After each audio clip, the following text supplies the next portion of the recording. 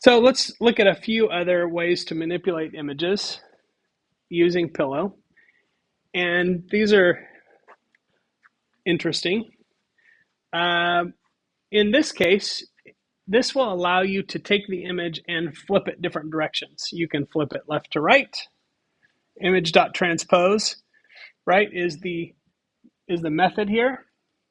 And inside that, you're going to give it, you can see these are all capitals. So what that tells us is that it's a constant that's part of that library.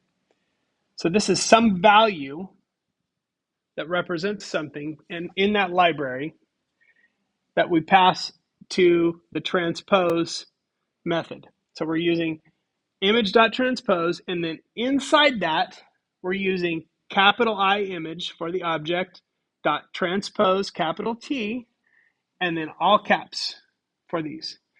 So flip left to right, flip top bottom, and then transpose and transverse are a little harder to explain, but I'll show you.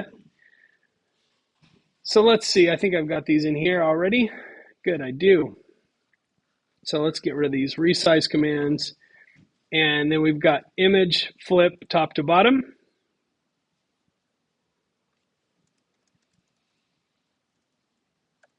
And it should say image.transpose flip top to bottom there.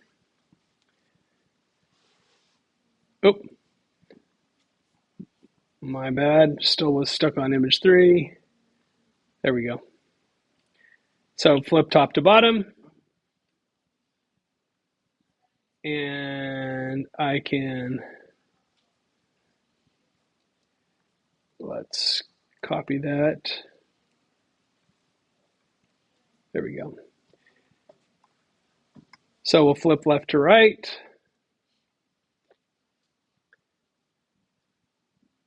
Looks kind of the same, but if you were paying attention, you'll see that it was indeed flipped.